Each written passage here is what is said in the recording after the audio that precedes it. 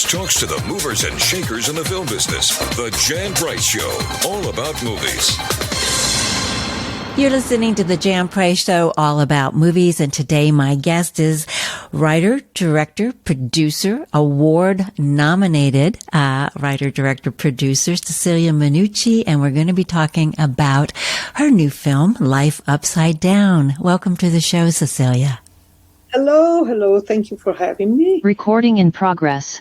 It's my pleasure to have you on the show. And thank you for being patient with me today. We've had some technical difficulties and that's always a challenge, but thank you for being patient.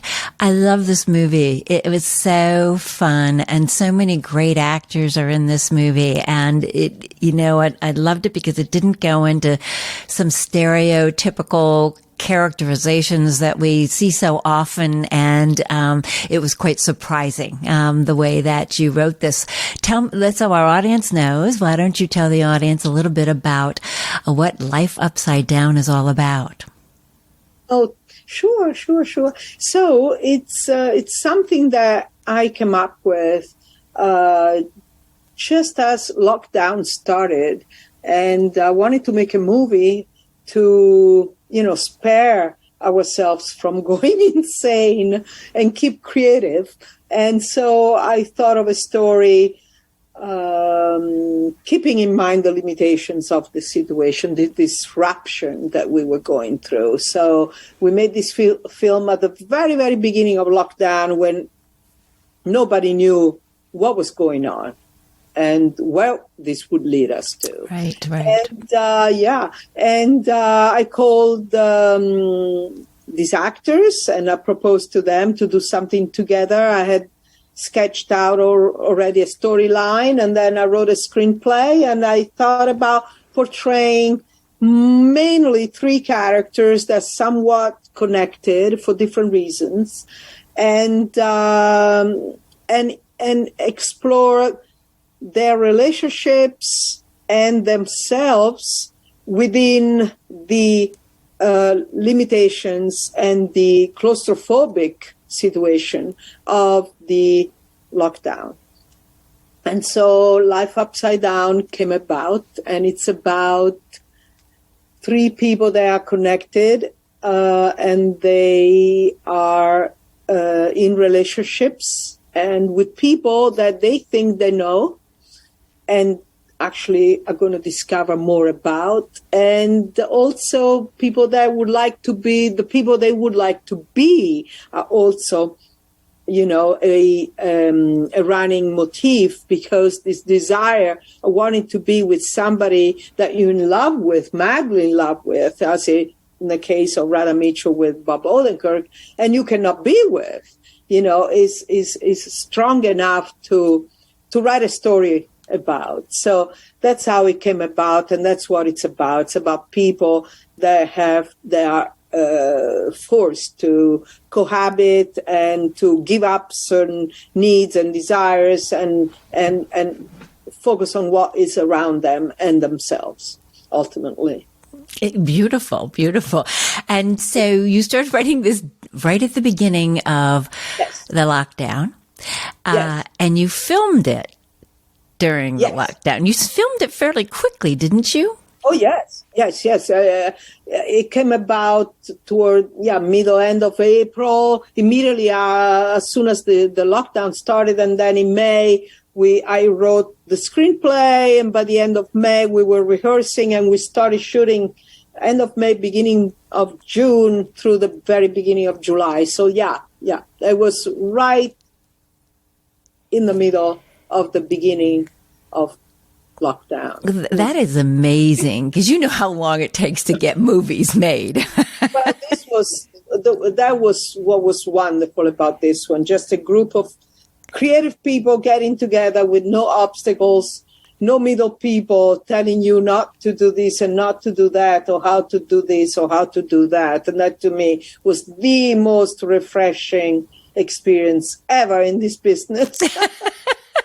It will never happen again, but we loved it. One of those positive experiences that came out of the lockdown, for sure. Absolutely. Absolutely. And all of the actors and yourself were all living in the lockdown and filming about the lockdown. Yes. How did that impact how you filmed this movie? Oh, absolutely. Totally impacted it because we could not be on a set. We could not be with each other. So one of my producers, Carl F. Berg, he came up with a device that he actually physically built himself, where we would put microphones, iPads, and iPhones, and I would be directing the film entirely from remote, from my office, where I'm at right now, through computers, sometimes 2 or 3 computers if the scene took place simultaneously in 2 different homes. And my other producer, Jeffrey Coulter, came up with the idea of making a video to show the actors how we were intending to make the movie. So, yes, COVID, I mean, not so much COVID, but the lockdown, the isolation dictated a bit, the how this film was made. Yes, and you show that a little bit in the credits. Yes. Which I liked. I liked the fact that you did show that in the credits. Yes. And as they say, necessity is the mother of invention. So you got very got very creative with how you did that. Let's talk about the cast, because you have a wonderful cast, that you attracted, and how you got them so quickly is also interesting. Bob Odenkirk, Radha Mitchell, Danny Huston, Rachel Fellner. Rosie Fellner. I'm sorry, Rosie Fellner. What a wonderful cast. So let's talk about that. I mean, obviously they were available because things shut down. I'm assuming, right? All available, and yes, I called them out of the blue, and I said, I'm thinking about doing this, and they thought, okay, let's experiment. We all thought would be a great experiment. I had it in the back of my mind, to be very honest, the hope and the idea of not wasting their time and come up at the end with a finished product that could be called a film, which we did. But I think in their minds was more like, oh my God, it's just an experiment. Oh my God, maybe we can just get a short out of this. But it turned out well. And with our wonderful talent, we made a movie. It's like, okay. That we're proud of. Yes. It's like, okay. That got distribution. It's amazing. It is. It is. It is an amazing story in itself. The making of this film. It could be about making of this film. Yes. For sure. And, I am amazed because I talked to a lot of filmmakers. I've interviewed well over 300 filmmakers or more. And, I know how long the process can be to get a film made. So the fact that you did this in such record speed is just truly, amazing, and to have these great actors attracted to it. So when you started to do this, how did you all end up, you said you did some rehearsal. So talk about that process too, about the rehearsal process and go ahead, please just tell me about that. Everything was done on FaceTime. We never used Zoom. I never used Zoom. Only later for editing. The whole film, post-production, everything was done remotely until the very end, except for 2 scenes that we shot in real life. Everything was done remotely. So we did rehearsing also remotely and with FaceTime, through FaceTime, and thanks to FaceTime. And we did that for about a week on and off, whenever we had time to get together on the computer, see each other, go through the pages. And yes, it wasn't the usual lengthy process that you would like to, to go through. But it was enough to get, on the same page. And then we moved on and started shooting. So. And the actual shooting took how long for you, Cecilia? About 4 weeks. Okay. That's for an independent film. That's about, what I hear mostly 21 days, sometimes 10 days, yes. So that's always been shocking, like they did it in 10 or 9 days, you went to Oh, yes. Yeah. But, we did not work 12-hour days. We worked, 6 hours, 3 hours, 8 hours, 5 hours. It was not, it was whenever people had a break and whenever they could give the time to the project. So if you put it together, probably it ends up being much less than 4 weeks. actual filming, during that time. Now, Rosie Fellner and Danny Huston were the two actors that spent most time on camera. Radha Mitchell and Bob Odenkirk were mostly, doing FaceTime and Zoom, I guess, on computers, but weren't in each other's presence so much. So how did that work for Rosie and Danny? Oh, that was great because, we were lucky that Rosie was in town, and we were lucky that Rosie is a lovely actress and talented and wonderful person.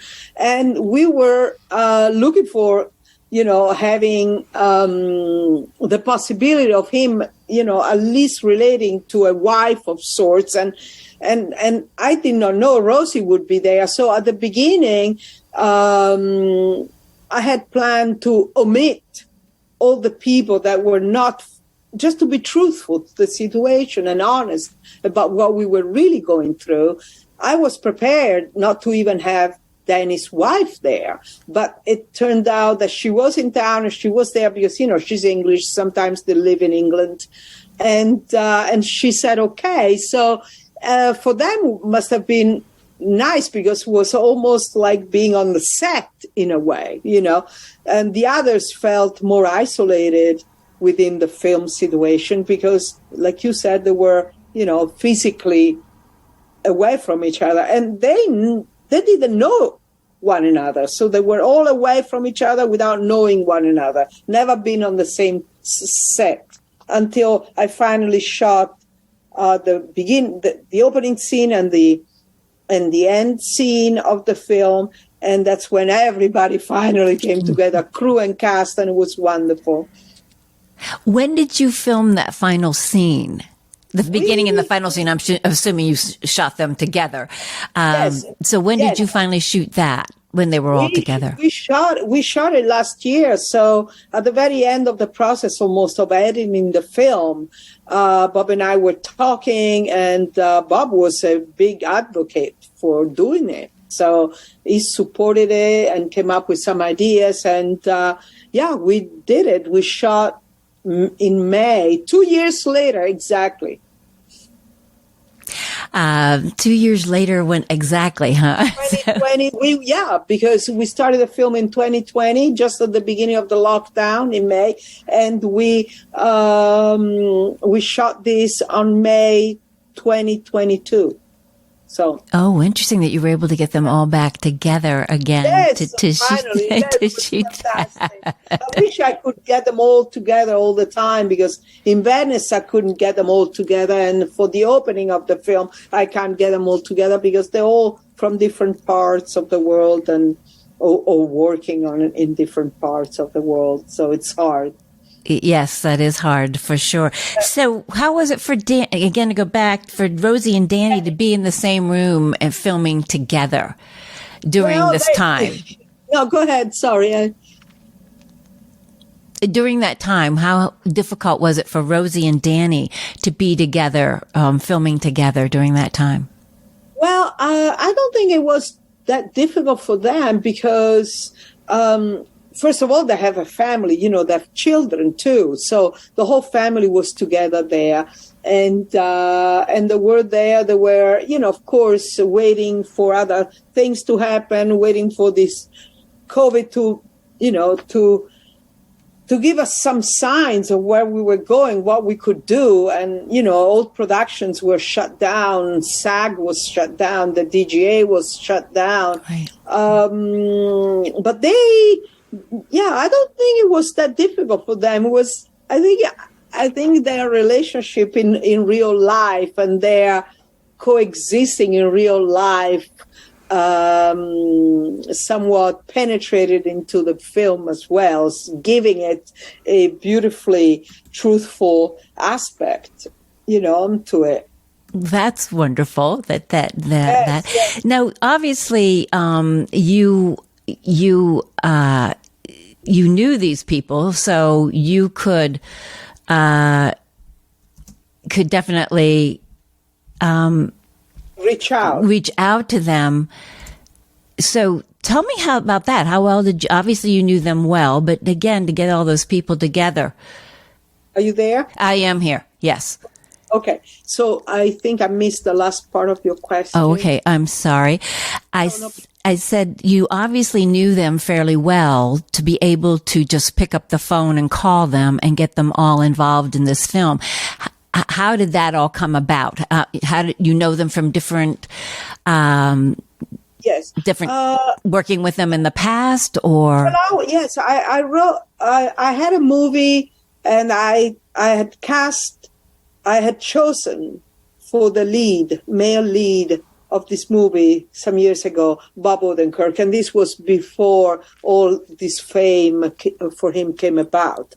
I immediately felt he had some extra thing. And yes. His talent was amazing to me. And unfortunately, my producers did not support my decision at the time. And I always wanted to work with him. And so I called him up. And I said, Bob, I got this idea and I would like to do this. And he said, cool, I'm in.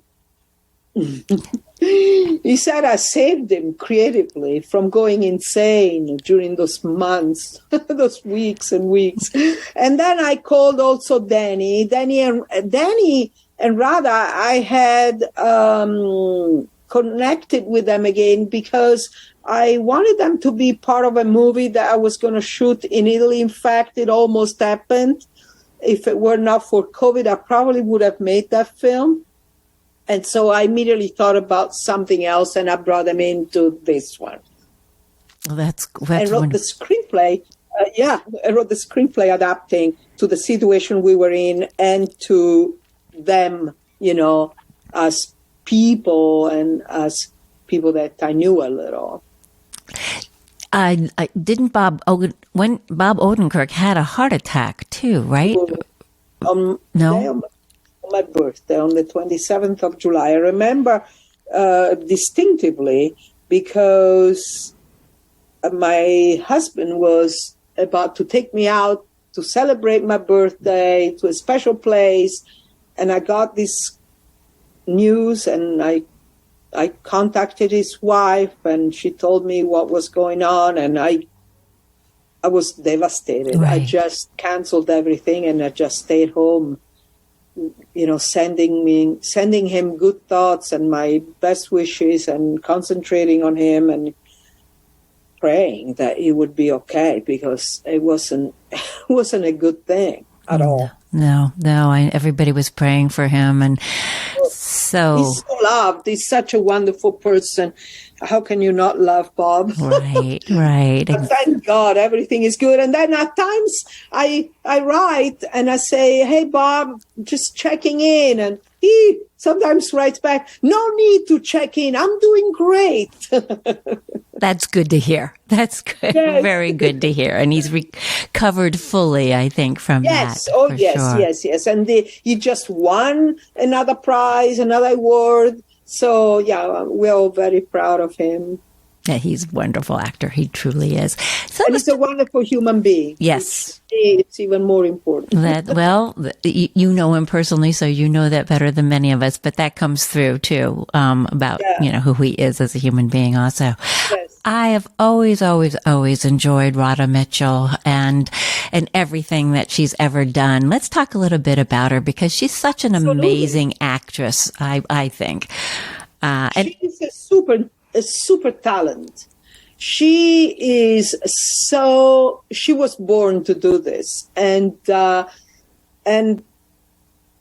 pleasure to work with. And she has so many facets, and she can be so funny and fun, and she can be also so deep at times and dramatic. She can be comedic. She's very versatile. She's a great actress, a great talent, and a pleasure also to work with. And again, a great human being. All these guys were just fantastic people.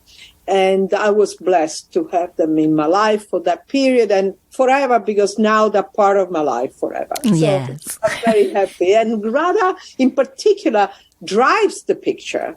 I mean, I'm a female director, wrote a story that's, even if it's about 3 characters, I always felt 4 characters, actually, including Danny's wife, Rosie Fellner. I always felt that was driven, the story, by Radha, and that she was the glue, that put all the pieces together. So she's, in a way, the main character in the picture. Yes, she is, and the camera absolutely loves her. What was it you said earlier about the choice of maybe not having the characters on screen, and that certainly was the choice with Bob Odenkirk's wife. I was curious about that. Why? So sorry, this is just going to need to be our last question. We really do need to wrap after this one. Okay, let's hurry up. So what was the reason for choosing not to have her on camera? Well, first of all, I wanted to be truthful to the time, and I didn't want to introduce somebody, first of all, was not permitted, because you couldn't interact with anybody else. You had to be stuck at home with the ones you were stuck with. And of course, Naomi, Bob's wife, she said, no way, I would never be. So, we couldn't have done it even if we wanted to. And she's not an actress, so there was no way. And then slowly we rebuilt, the idea of a presence, which was always part of the story, but more as a voice and as parts of the body than the real wife sitting next to him, like Rosie did with Danny Huston. Yes. Where can people find Life Upside Down, Cecilia? Where can they watch it? Oh, yeah. Oh, my God. Oh, no. It's coming theatrically pretty much all over the States in many, many, many cities. And it's opening on January 27th, which is Friday, and in different theaters. And then it's going also, going to be on VOD, and it's AMC that took it on. But I hear it's going to be on Apple, Hulu, Amazon. Yeah. Wonderful. Wonderful. I wish you much success with Life Upside Down, and I thank you for being on the show today. Good luck with everything. You're welcome. Have a great day. Thank you. To all my wonderful loyal listeners, your love of film allows me to do what I do. If you want to support me, the best way to do that is to hit the subscribe button on the iHeart Podcast Network, Apple Podcast, Google Podcasts, Spotify, or wherever you listen to your favorite podcast. And of course, on YouTube. Subscribing matters. If you are feeling really compelled, I want to hear from you. Have a burning question, comment, or review? Drop me an email at thejanpriceshow.com. Thank you for listening. Jan Price talks to the movers and shakers in the film business. The Jan Price Show, all about movies.